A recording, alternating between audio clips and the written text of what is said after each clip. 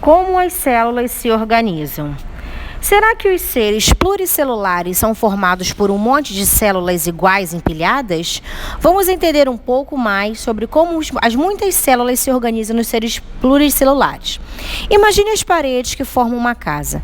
Sabemos que, por maiores que sejam as paredes, elas são feitas de tijolos, como os da figura ao lado. Agora veja ao lado o esquema da pele humana. São muitas células, todas organizadas como se fossem tijolos de uma parede. Assim como os tijolos usados para construir uma parede têm a mesma forma, tamanho e função, o mesmo acontece com as células que formam o nosso corpo e os corpos dos seres vivos pluricelulares. Principais tecidos do corpo humano. Nosso corpo é formado por diferentes tipos de célula e cada tipo de célula realiza uma função específica. Essas células, como determinado tipo de especialização, organizam-se em grupos constituídos de tecidos. Tecido é um conjunto de célula semelhante que realiza a mesma função. Então aqui nós temos o exemplo de tecido epitelial, que é o tecido da pele, tecido muscular, que são os músculos, tecido nervoso, tecido conjuntivo, ósseo, cartilaginoso e o sanguíneo. Níveis de organização celular. Veja no esquema como as células se organizam no nosso corpo. Células com forma e funções semelhantes formam tecidos. Os tecidos agrupam-se e formam órgãos. Vários órgãos podem associar-se formando um sistema. O conjunto de todos os sistemas forma um organismo. Os organismos multicelulares possuem 5 níveis de organização, que vão desde a mais básica às mais complexas. Nível 1. Células. São a unidade básica da estrutura e função nos seres vivos. Podem servir a uma função específica dentro do organismo. Exemplo, as células do estômago são produtoras de substâncias para facilitar a digestão. Nível 2. Tecidos. Formados por células semelhantes em estrutura e função. Os seres humanos têm 4 tecidos básicos: conjuntivo, epitelial, muscular e nervoso. Exemplo, o estômago apresenta tecidos que auxiliam na movimentação do alimento no interior do órgão. Nível 3. Órgãos. Compostos de tecidos que trabalham juntos para executar uma atividade específica. Exemplo, o estômago é responsável pela digestão de alguns alimentos. Nível 4. Sistemas. Grupos de órgãos que funcionam em conjunto para efetuar uma função específica para o organismo. Exemplo, sistema digestório é formado por boca, faringe, esôfago, estômago, intestino delgado, intestino grosso e ânus. Sistemas do corpo. Digestório, circulatório, endócrino, nervoso, reprodutor, esquelético e etc. Nível 5. Organismos.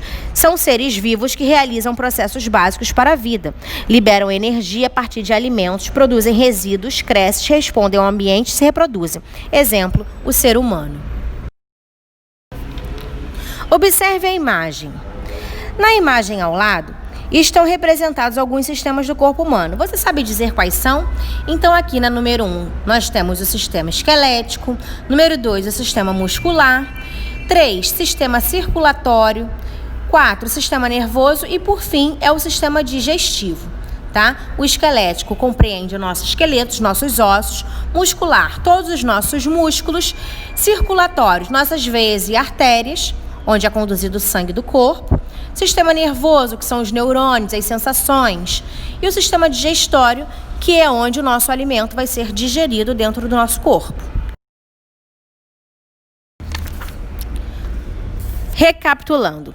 Complete a sequência com um exemplo de estrutura que forma o nosso corpo. Então, aqui vocês podem desenhar ou pesquisar uma célula, depois um tecido, depois um órgão, depois o sistema, e isso tudo vai formar um ser humano.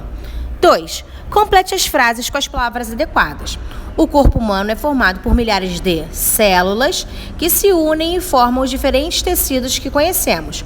Os tecidos se agrupam e formam os órgãos. Os órgãos formam os sistemas que fazem parte do nosso corpo. Os nutrientes dos alimentos que ingerimos e o gás oxigênio do ar que respiramos precisam chegar em todas as nossas células para que permaneçamos vivos.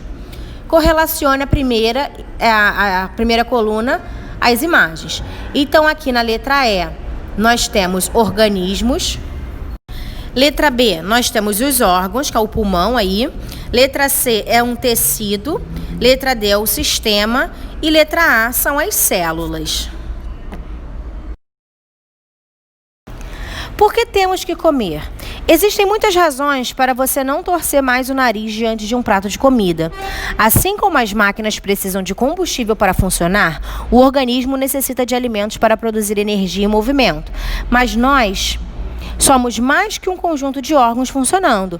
Temos também emoções e a alimentação também interfere nelas. Bem alimentados, somos mais dispostos, temos mais interesse em trocar experiências com os outros, somos capazes de pensar melhor sobre o que acontece na nossa vida e somos até mais bem-humorados. Já em pessoas com alimentação deficiente, é comum desânimo e até mesmo certa tristeza. Isso sem falar na sensação de fraqueza, na dificuldade em prestar atenção, na pouca disposição para brincar ou praticar exercícios e também na maior dificuldade do organismo se defender das doenças. Portanto, temos que comer bem. Mas alguém aí sabe qual é a alimentação ideal? Cuidando bem do nosso corpo. É muito importante que cada um de nós consuma todos os dias carboidratos, lipídios, proteínas, vitaminas e sais minerais. Esses nutrientes são encontrados em maior ou menor quantidade nos alimentos. Os carboidratos e os lipídios são nutrientes energéticos. É a partir desses nutrientes que o organismo adquire a energia necessária para a realização de suas tarefas. E aqui a gente encontra nos bolos, nos pães, na batata, nas raízes. As proteínas são nutrientes construtores. Elas ajudam o corpo a crescer e a se renovar e a se manter resistente e saudável. São as carnes, os ovos e alguns vegetais como os feijões. As vitaminas e os sais minerais são nutrientes reguladores. Eles auxiliam no funcionamento adequado do corpo e na prevenção de doença. Nós encontramos essas vitaminas nas frutas, nos legumes, nas verduras. Alimentação em nossas escolas. A alimentação escolar é direito dos alunos na educação básica pública e dever do Estado. A alimentação saudável compreende o uso de alimentos que promovam a formação de hábitos alimentares saudáveis. Agora é com você. Qual é o cardápio de hoje na sua escola? Ao invés de vocês fazerem o cardápio da escola, vocês podem fazer o seu cardápio diário aí na sua casa. Então aqui você vai escrever o que você come no café da manhã, no almoço, no lanche, na janta, né? E aí aqui no número 2 você vai escrever qual é o cardápio da sua preferência.